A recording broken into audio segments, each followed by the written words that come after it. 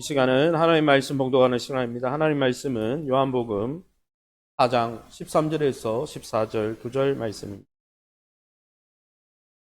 요한복음 4장 13절에서 14절 신약성경 147면에 나와 있습니다.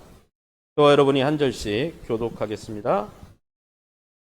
예수께서 대답하여 이르시되 이 물을 마시는 자마다 다시 목마르려니와 내가 주는 물을 마시는 자는 영원히 목마르지 아니하리니 내가 주는 물은 그 속에서 영생하도록 솟아나는 샘물이 되리라.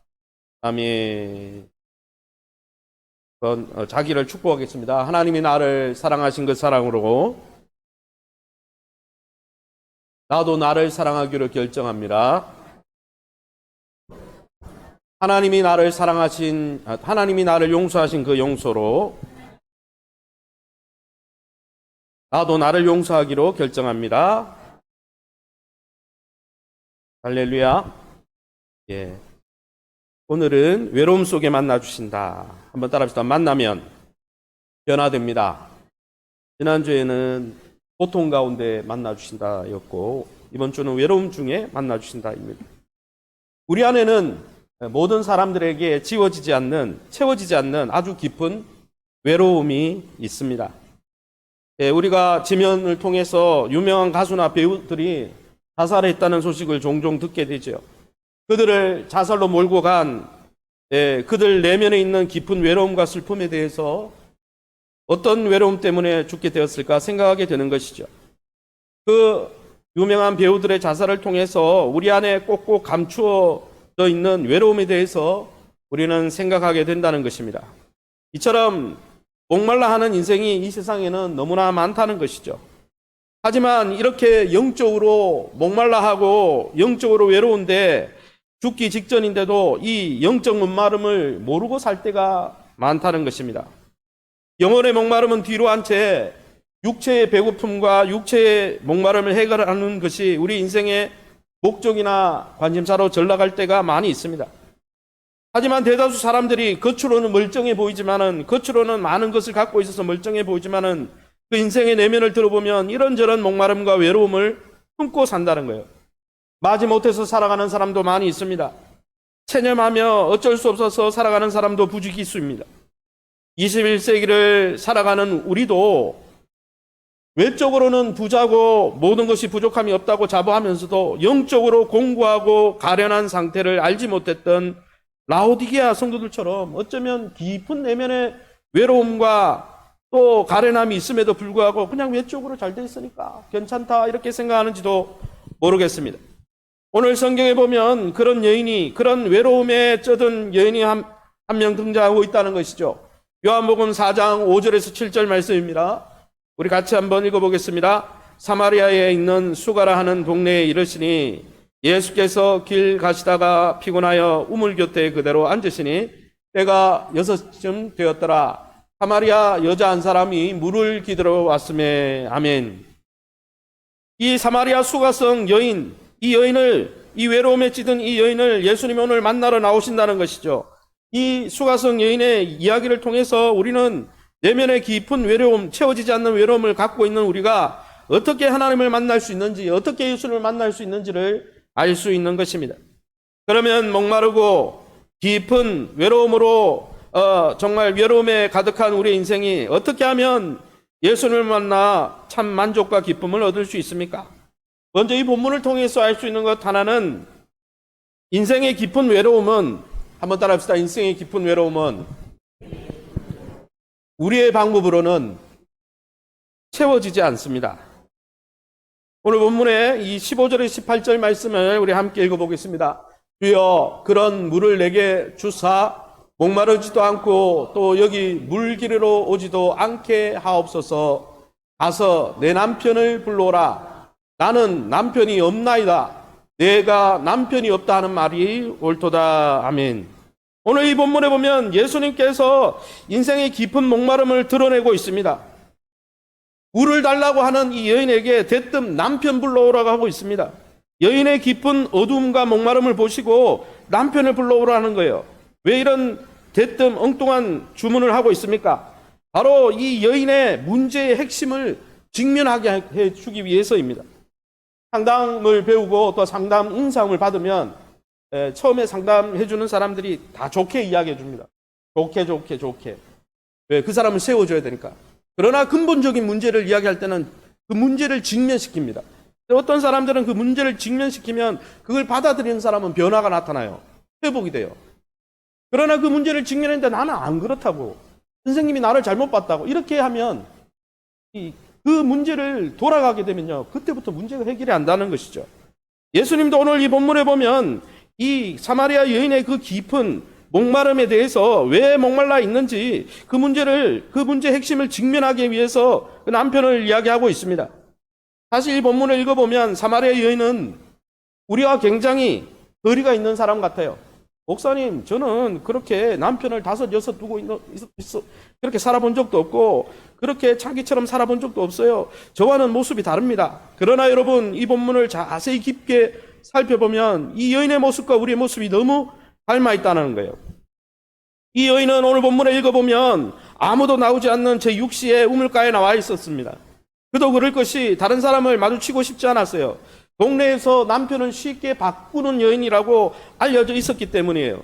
어떤 해석하는 성경학자는 그 당시에 창녀였을 거라고 해석하는 사람도 있습니다. 그녀는 왜 이런 삶을 살고 있었을까요? 당시 시대상으로 미뤄보면 한번 이혼을 당하면 재혼하는 것도 지금처럼 쉽지 않고 또 생계가 어렵기 때문에 몸을 파는 일을 했을지도 모른다라는 많은 사람들이 그렇게 해석하고 있습니다. 그러나 여러분, 중요한 한 가지 사실이 있다는 것입니다.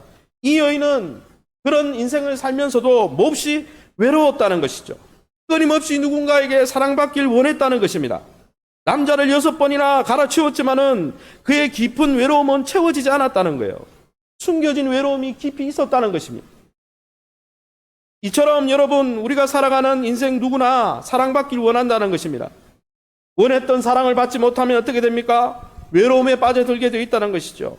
세상을 살아가면서 내 가치를 인정받지 못하고 무시당하면서 살아가면 우리는 깊은 외로움에 빠져든다는 것이죠. 때로는 배우자도 친구도 심지어 부모님과도 나눌 수 없는 깊은 인생의 외로움이 우리를 스며들 때가 많이 있다는 것입니다. 그러기에 여러분, 우리 모두 이 사마리아 여인과 이런 외로움에서 비슷한 처지에 있다는 것입니다. 게다가 이 여인과 비슷한 측면이 하나 더 있는데 그것은 바로 이 여인이 그랬던 것처럼 이 깊은 인생의 외로움을 해결하려는 노력이 비슷하다는 거예요. 이 여인은 그 외로움을 해결하기 위해서 남자들을 찾아다녔습니다. 그래서 남편을 계속 바꾸었죠. 물론 우리가 이성을 사귀면서 배우자를 바꾸면서 이 문제를 해결하지는 않지만 우리도 이런저런 방법으로 우리 안의 외로움을 해결하려고 할 때가 많이 있다는 거예요. 결혼하지 않은 청년들은 결혼하면 이성교제에서 배우자가 생기면 외로움이 해결되겠지 막연히 기대합니다. 또 어떤 사람들은 술로 외로움을 달래려고 합니다. 또 어떤 사람들은 신간 영화가 나오면 그 영화를 보면서 내 외로움을 떨쳐보려고 하죠. 또 우리 이 여성들은 수많은 사람들을 만나서 수다를 떨면서 그 수다 속에서 외로움을 극복해 보려고 하는 것이죠. 또 돈과 여유가 좀 있으면 쇼핑을 하면서 내 인생의 적막함과 외로움을 달래보려고 하는 것이죠. 그래서 시기가 바뀌면 예전에는 자개농도 바꾸고 차도 바꾸고 계속 바꾸는 거예요. 쇼핑백도 바꾸고. 또 어떤 사람들은 부적절한 위험한 이상한 관계를 맺어서 그 외로움을 달래보려고 하는 사람들도 있다는 것입니다. 직장인들 속에서는 외로움을 느끼지 않기 위해서 일로, 아주 많은 일로 이 외로움을 차단하는 경우도 많이 있다는 것이죠. 게다가 우리가 어떻습니까? 항상 휴대폰 문자를 보고 SNS를 하고 소셜미디어 또 전화 이것을 끊임없이 하면서 홀로 있는 순간을 피하려고 하는, 그래서 혼자 조용하게 있는 시간을 견디지 못하는 우리의 모습을 보면 아마 우리 안에 깊은 외로움 때문인지도 모른다는 것입니다. 어쨌든 이렇게 우리가 다양한 방법으로 이 외로움을 달래려고 하지만 그러나 덫에 걸리듯이 우리 인생의 깊은 외로움은 다시 우리에게 쓰나미처럼 몰려온다는 것입니다. 사실 자기 삶을 정직하게 성찰하고 돌아본 사람이라면 예외 없이 사마리아 여인처럼 우리 깊은 내면에 외로움이 있다는 것을 느낍니다. 아무도 나를 알아주지 않는다는 외로움이 있습니다. 아무도 있는 그대로 우리를 받아주지 않는다는 그런 외로움이 있죠. 사랑받고 있지 않다는 깊은 외로움이 있습니다. 내가 정말 내 인생이 가치가 있을까? 이렇게 느끼는 외로움도 있습니다. 그런데 참 다행스럽게 이렇게 외로워하는 그 우물가에 누가 와 있었습니까? 예수님이 오셨다는 것이죠. 예수님이 찾아와 있었다는 것입니다. 요한복음 4장 13절 14절을 우리 함께 밑줄 친 부분을 읽어보겠습니다. 이 물을 마시는 자마다 다시 목마르려니와 내가 주는 물을 마시는 자는 영원히 목마르지 아니하리니 내가 주는 물은 그 속에서 영생하도록 솟아나는 샘물이 되리라. 아멘. 예수님이 다가와서 사마리아 여인에게, 이 사마리아 여인은 그랬습니다. 자신의 이 육신의 목마름을 해결하기를 원했습니다. 그런데 여러분, 예수님은 더 영원한 것을 제시하고 있습니다. 예를 들면 우리에게 돈이 필요할 수가 있죠. 하나님 돈을 주세요 기도하지만 로또에 당첨이 되거나 돈을 하나님이 갑자기 돈벼락을 맞게 하시지 않습니다. 오히려 하나님 앞에 기도하며 나아가면 돈이 너의 인생의 안전을 보장해 주는 것이 아니라 내가 너의 완전한 안전을 보장해 준다. 돈을 사랑치 말고 세상을 사랑치 말고 내가 너를 실어버리지 않았기 때문에 히브리서 말씀에 나오듯이 돈 대신 무엇이 진정한 풍요요, 무엇이 진정한 안전인지 하나님은 알려주기 원하신다는 것이죠. 어떤 사람들은 권력을 갈구하는 사람도 있습니다. 하나님 권력을 주세요. 그렇게 기도하면 상사를 누릴 수 있는 권력을 주시기보다 세상을 이기는 내적인 힘을 하나님은 주신다는 것입니다. 때로는 부모의 사랑이나 연인의 사랑이 필요해서 하나님 나는 사랑이 필요합니다. 세상 사람들에게 사랑받기 원합니다. 이렇게 기도하면 그보다 무조건적인 사랑, 하나님의 용납과 사랑이 무엇인지를 하나님은 대신 이것이 더 중요한 것이다. 주님이 말씀하신다는 것이죠. 또 어떤 사람들은 하나님 나는 세상 사람들이 다 나를 인정해주고 명예롭길 원합니다. 세상 사람들이 다 인정해주는 멋진 삶을 살길 원합니다. 이렇게 이야기하면 세상 사람들에게 인정받게 해주는 대신 네가 내 안에서 얼마나 예수님짜리 소중한 가치 있는 존재인지 우리의 예수님 안에서 존귀와 위엄함을 하나님이 깨닫게 해주신다는 것이죠. 우리는 때때로 하나님 앞에 1차적인 필요 때문에 나아갑니다. 하나님, 나에게 이런 눈에 보이는 필요가 필요합니다. 그러나 하나님은요, 그런 육신의 물을 주길 원하시는 것이 아니라 1차적인 필요를 통해 더 본질적이고 영원한 곳으로 우리를 채워주길 원하신다는 것입니다. 그런 방법으로 예수님은 우리에게 오늘도 찾아오신다는 것이죠. 오늘 본문에도 사마리아 여인이 주님이 그 영원한 물을 주실 수 있으면 나에게 주십시오. 이렇게 덥석 영원한 생수를 달라고 요청하고 있습니다. 그러자 예수님의 대답이 무엇입니까? 가서 너의 남편을 불러오라 했습니다. 물을 통해서 생수라는 육체적인 필요를 통해서 예수님이 사마리아 여인과 관계를 맺은 다음에 궁극적인 답변을 주길 원하셨다는 것이죠. 이 여인에게 남편은 무엇이었을까요? 남편은 고통스러운 수치스러운 자기의 모습이었을 것입니다. 사마리아 여인에게 남편은 겉으로 드러내지 않았지만은 홀로 자기의 깊은 인생의 외로움을 채우는 그녀만의 방법이었습니다. 자신의 외로움을 이기기 위한 그녀의 방편이었죠. 그러자 예수님이 남편을 불러오라 하자 이 여인이 뭐라고 대답합니까? 나에게는 남편이 없습니다 했습니다. 그 말을 듣고 예수님이 그 말이 옳다라고 답변하십니다. 숨기고 싶어서 남편이 없다고 말했지만 사실 남편을 여러 바꾸어 보았지만은 그녀의 숨겨진 외로움을 아무도 채울 수가 없었다는 거예요. 그래서 그녀가 뭐라고 합니까? 내게는 남편이 여러 있었지만 실제로 내 인생의 외로움을 채워주는 남편은 그 남편으로는 채워지지 않았습니다. 남편이 없습니다. 이렇게 대답했다는 것입니다. 사랑하는 성도 여러분, 예수님은 이 여인의 슬픔과 외로움을 수면 위로 끌어올리셨습니다. 그리고 그 외로움에 대해 깊이 공감해 주십니다. 그러면서 뭘 이야기합니까? 네가 남편이라는 방법으로 너의 외로움을 치유하려고 하지만 그것은 답이 되지 못한다라고 말씀하고 있다는 것입니다. 사랑하는 성도 여러분, 오늘도 예수님은 우리에게 동일하게 다가오십니다.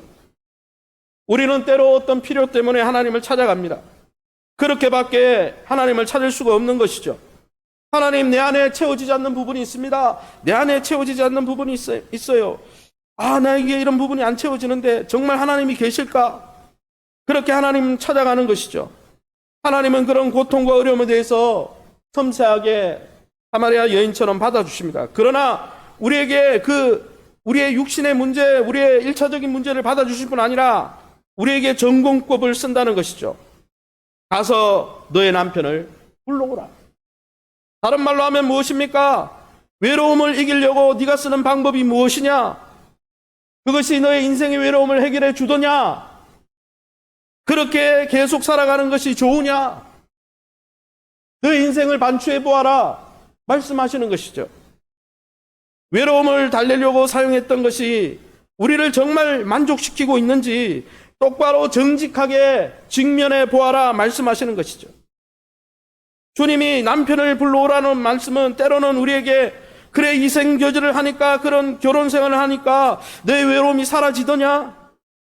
결혼을 해서 기대했던 그 사랑을 넘치게 받고 흡족한 인생을 살고 있느냐?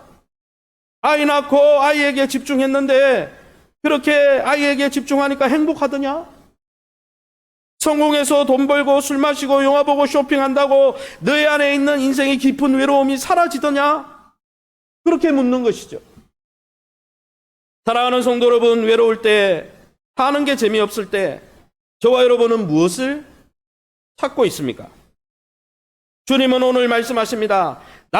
네가 취한 그 방법으로는, 세상의 방법, 너의 방법으로는 너의 깊은 외로움이 안 채워진다. 너의 남편의 방법으로는 안 채워진다.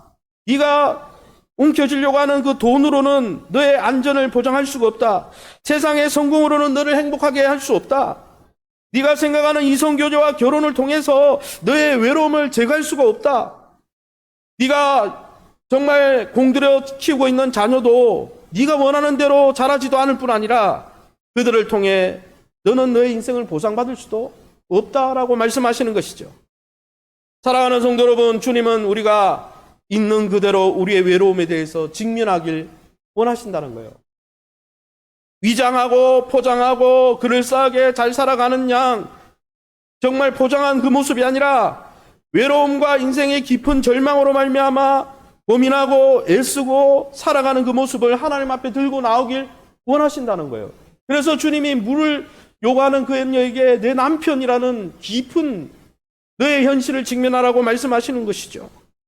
사랑하는 성도 여러분, 우리의 문제를 해결하는 방법은 눈앞에 보이는 일차적인 필요가 아니라 우리 안에 내면의 문제를 해결해야 여러분 진짜 문제가 해결될 수 있다는 것이죠. 사마리아 여인에게 남편은 그의 목마름을 채울 수 있는 존재가 아니었습니다. 왜 그렇습니까? 영혼이 메말라 있었기 때문입니다. 영혼의 채움은 오직 우리의 영혼을 만드신 하나님만이 채울 수 있는 것입니다. 할렐루야. 그러게 여러분, 우리가 취하고 있는 인생의 외로움과 인생의 그 불안을 해결하기 위해서 버리고 있는 갖가지 남편의 방법들을 다 내려놓고 우리의 영혼을 만족시킬 수 있는 하나님 앞에 날마다 나가시기를 예수 이름으로 축원합니다. 두 번째는 무엇이냐? 우리의 인생의 방법으로는 우리의 영적인 외로움을 채울 수 없지만 두 번째는 한번 따라합시다. 오직 예수님을 통해 하나님을 만나고 교제할 때, 예배할 때 인생의 깊은 외로움이 채워집니다. 할렐루야. 오늘 성경 3절 4절을 한번 같이 읽어보겠습니다. 같이 읽겠습니다. 유대를 떠나사 다시 갈릴리로 가실새 사마리아를 통과하여야 하겠는지라. 이 본문에 보면 굳이 사마리아로 갈 필요가 없어요. 그 당시 이 경로는 유대를, 이 갈릴리아를 사마리아를 돌아서 갈릴리로 가면 되는데 예수님이 사마리아를 통과하여야 하겠는지라. 예수님의 강력한 의지가 나옵니다. 예수님은 사실 구태여 사마리아 지방을 거쳐갈 필요가 없어요. 당시 사마리아를 상종하지 않는 문화권에서 사마리아를 돌아가면 됩니다. 그런데 왜 사마리아를 통과하겠다고 주님이 의지적으로 말씀하십니까? 그 사마리아의 여인, 외로워하고 인생의 깊은 외로움에 쩌든 그 여인을 만나서 그 깊은 외로움을 해결해 주기 위해서 그 사랑 때문에 예수님이 그 길을 가고 계시다는 것이죠. 하나님은 잃어버린 하나님의 자녀를 찾으시는 일에 주저함이 없으시다는 것입니다. 이 예수님이 이 사마리아 여인을 만나기 위해서 유대인과 사마리아 장벽을 뛰어넘으시고 그 당시에 서로 상종하지 않는 남자와 여자의 벽을 뛰어넘으시고 부정한 여인이라는 편견의 벽을 뛰어넘으시고 찾아가셨다는 거예요. 여러분, 예수님은 오늘도 우리에게 동일하게 찾아오십니다. 할렐루야. 여러분, 어떤 선입견과 편견으로 예수님이 한 영혼을 찾아가는 것을 막을 수가 없다는 거예요. 성별의 차이, 재산의 차이, 교육 수준의 차이, 인종의 차이, 지방색의 차이, 도덕성의 차이, 그 어떤 차이도 예수님이 찾아오시는 것을 막을 수가 없다는 것입니다. 어떤 분들은 이렇게 이야기하는 분들이 있어요. 하나님이신 예수님이 나한테 정말 관심이 있을까? 목사님이 기도하면 기도에 응답할지 모르지만 내 기도를 들어주실까? 나 같은 사람한테도 예수님이 찾아오실까? 내가 예수님이 만나줄 만한 가치가 있는 존재일까? 우리 부모도 나를 별로라고 하고 우리 직장에 있는 사람들도 나를 가치 없는 존재라고 이야기하는데 나 같은 사람을 예수님이 찾아 만나주실까? 이런 의구심이 들 때가 있다는 것이죠. 그러나 여러분, 걱정하지 마시기 바랍니다. 예수님은 누구에게나 찾아가겠다고 말씀하고 계시기 때문입니다. 여러분, 다른 사람이 알지 못하는 깊은 외로움에 쩌들어 있습니까? 숨겨진 외로움 때문에 남모르게 눈물 흘리며 답답한 인생을 살고 있습니까? 그렇다면 이 성경 본문을 주의 깊게 읽어보시기 바랍니다. 예수님이 그런 당신에게도 다가가고 싶어 하시기 때문입니다. 그런 우리를 여러분, 편견과 장애물을 뛰어넘어 만나러 오시기 때문입니다. 그 주님을 찬양할 수 있기를 예수님 이름으로 축원합니다. 계속해서 이 우물과 생수로 주제로 여인과 예수님이 대화를 나누고 있습니다. 읽어보면 인생의 목마름은 현실적인 필요로 채울 수 없다는 거예요. 여러분, 남편을 여럿 바꾸었습니다. 여럿 바꾸었는데 남편이 없다고 했어요. 그것으로 안 채워진다고 했습니다. 여러분, 남편의 문제를 이야기하니까 남편의 문제는 자기가 여럿을 바꾼 창기처럼 몸 파는 여인처럼 살았으니까 이 남편의 문제를 회피하고 싶겠죠. 그래서 이 여인은 성경을 읽어보면 갑자기 예배 장소 문제로 화제를 전환하고 있습니다. 너무 부끄러운 이야기를 계속하니까 직면하기 어려워서 예배 장소의 문제를 이야기하고 있습니다. 그래서 요한복음 4장 16, 17, 20, 21절에 이렇게 말씀하고 있죠. 우리 같이 읽어봅니다. 내 남편을 불러오라. 나는 남편이 없나이다. 내가 남편이 없다 하는 말이 옳도다. 이 산에서 예배하였는데 당신들의 말은 예배할 곳이 예루살렘에 있다 하더이다. 이 산에서도 말고 예루살렘에서도 말고.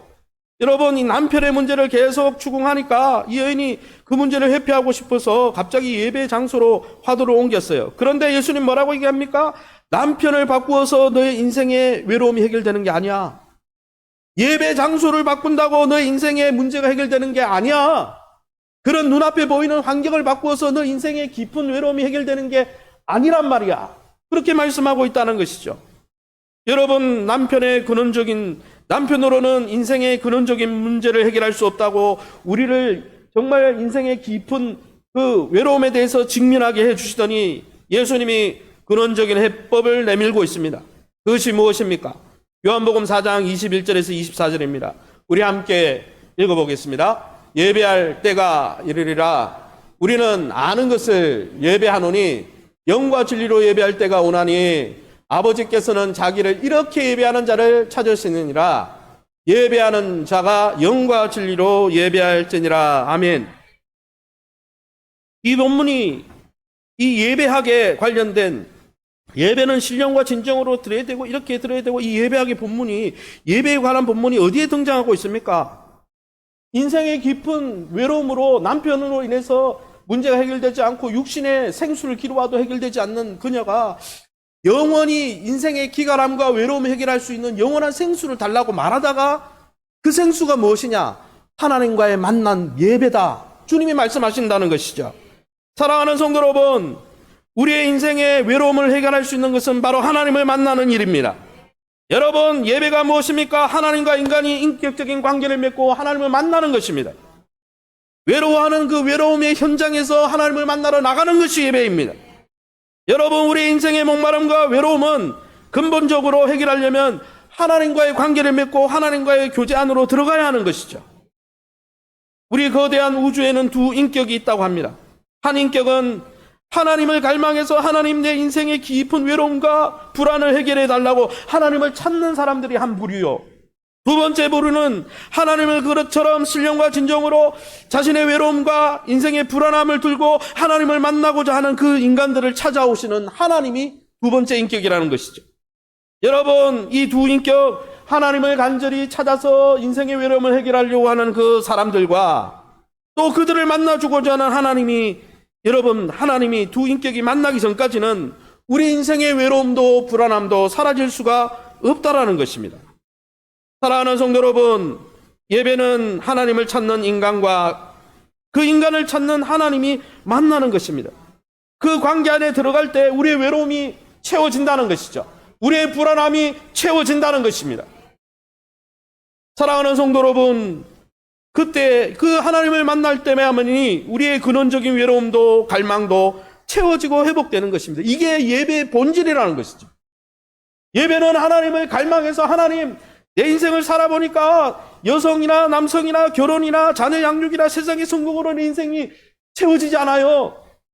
더 불안하기만 해요. 하나님이 나를 채워주세요. 그러고 달려나오는 게 예배예요.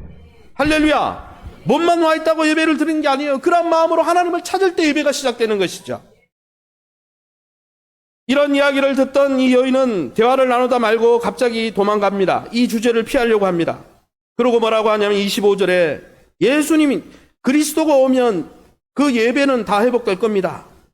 그렇게 말하죠. 그러니까 예수님이 대뜸 뭐라고 합니까? 내가 바로 그 메시아다. 그렇게 말씀한 것이죠. 사랑하는 성도 여러분, 예수를 아는 자만이, 예수님 안에서만이 하나님을 만날 수 있습니다. 여러분 예수님만이 예배의 의미를 복원시켜주고 예배를 통해 우리에게 체험을 주시는 분입니다. 왜 그렇습니까? 신령과 진정으로, 그 다른 말로 하면 신령, 진정, 신령은요 성령 안에서, 진정은 진리로라는 뜻이거든요. 여러분, 예수님만이 진리이기 때문입니다. 성령은 예수의 영이기 때문입니다. 여러분, 예수님이 오시지 않으면 우리는 하나님을 만날 수가 없고 하나님을 예배할 수가 없습니다. 왜냐하면 우리 안에 진리도 없고 성령도 없기 때문입니다. 예수님을 통해서만이 진리가 무엇인지, 하나님이 어떤 분인지, 하나님의 마음이 어떤지를 알게 되는 것이죠. 여러분, 예수님을 만나고 나면 하나님을 예배하는 것이 더 이상 모호하지 않게 된다는 것입니다. 여러분, 예배는 실제 하시는 예수님을 향해 나아가는 것입니다. 여러분, 예배는 사마리아 여인에게 다가오셔서 그의 깊은 인생의 외로움을 채워주셨던 그 하나님을 만나러 나가는 것이 예배입니다. 여러분, 예수님이 이 땅에 온 것은 우리 인생에 숨겨진 이 외로움을 어루만져 주시기 위해서 오신 것입니다. 할렐루야. 그뿐 아니라 여러분, 우리가 온 마음을 다해 사랑하고 안전하게 사랑받을 수 있는 대상인 절대자 하나님을 소개해 주기 위해서, 만나게 해주기 위해서 오신 것입니다. 할렐루야. 사랑하는 성도 여러분, 영원한 목마름, 인생의 시기마다 찾아오는 외로움은 하나님과의 만남 속에서만, 하나님을 예배하는 그 만남 속에서만 해결할 수 있습니다. 주님이 말씀하십니다. 내가 너를 만나 내 사랑을 끊임없이 부어서 내 외로움을 채워주리라. 예수님을 통해 여러분, 이 영원한 사랑의 관계가 가능해진다고 주님이 말씀하십니다. 여러분, 하나님을 만나는 것 외에는 그 어떤 방법으로도 우리의 외로움은 해결할 수 없다라는 것입니다. 여러분, 변치 않는 사랑의 관계, 또 외로움을 채울 수 있는 방법은 예수님을 만나 하나님을 만나는 것입니다. 할렐루야. 그런데도 어떻습니까? 우리가 아직까지도 외로움을 없애려고 예수님을 통해 하나님을 만나지 않고 다른 방법을 여러분 추구하고 있지는 않습니까? 여러분, 우리가 정직하게 우리 삶을 돌아보면 우리의 방법이 정답이 아니라는 것을 깨닫게 됩니다. 하나님, 내가 돈을 통해, 많은 사람들과의 관계를 통해, 또 세상에서 성공을 통해 내가 내 인생을 채워주려고 했는데 아무도 모르는 내 인생 외롭기만 합니다. 그것을 깨달을 때 하나님을 찾아가게 되고, 그것이 바로 예배의 시작이라는 것이죠. 사랑하는 성도 여러분, 하나님을 진정으로 만나고 예배하는 것이 우리의 내면의 외로움을 없애는 진정한 정답인 것입니다. 사랑하는 성도 여러분, 저와 여러분이 겪고 있는 외로움의 현장 가운데 하나님을 만나고 있습니까? 예수 그리스도를 통해서 우리의 외로움을 채워주시려고 다가오시는 그 사랑을 있는 그대로 받아들이고 있습니까? 그 만남이 예배입니다. 여러분, 우리가 인생을 살다 보면 외로움의 단계마다, 우리가 인생의 단계마다 여러 가지 외로움이 찾아온다는 것이죠. 사람들마다 겪고 있는 외로움이 여러 가지가 있습니다. 어떤 분은 하나님을 전혀 만나지 못했기 때문에 영적으로 바싹 메마른 사람이 있습니다. 또 어떤 분들은 예수님을 만나고 하나님을 만났는데도 신앙생활하면서 눈을 하나님께 고정하지 않고 다른 것을 바라보다가 또 외로움에 빠지는 분도 있습니다. 또 어떤 분은 청소년 사춘기, 또 갱년기, 각종 인생의 단계를 지나면서 또 다른 외로움이 찾아오기도 합니다. 그때마다 하나님 대신 예수님이 말씀하는 것이죠. 너의 외로움이 찾아오는 인생의 시기마다 내가 너를 만나 주리라. 내가 너의 외로움을 만져주리라. 내가 너의 외로움을 채워주리라. 너는 신령과 진정으로 나를 만나러 나오라. 주님 말씀하고 계시다는 것이죠. 사랑하는 성도 여러분, 저와 여러분은 여러분 하나님을 만나고 있습니까? 많은 사람들이 이성 친구를 통해, 결혼을 통해, 오락을 통해, 술과 영화를 통해, 성공과 돈을 통해 그것을 해결하려고 합니다. 거기에 길들여져 있습니다. 그러나 여러분, 그런 것으로는 우리의 영혼을 만족시킬 수 없다는 것이죠. 그런 것을 추구할수록 더 영원한 외로움을 안고 살아야 된다는 것입니다. 사랑하는 성도 여러분, 주님을 만날 때만이 매 순간 우리의 인생에 다가오는 깊은 외로움을 해결할 수 있습니다. 그러기에 저와 여러분이 이 생수의 강가 예수 그리스도를 통해 우리를 찾아오셔서 만지시고 이끄시고 세상이 할 수 없는 충만함으로 채워주시는 예수님을 더 깊이 만나실 뿐 아니라 이 주님과 영원히 함께할 그 나라를 사모하시는 저와 여러분 다 될 수 있기를 예수님 이름으로 축원합니다. 제가 한번 기도하겠습니다.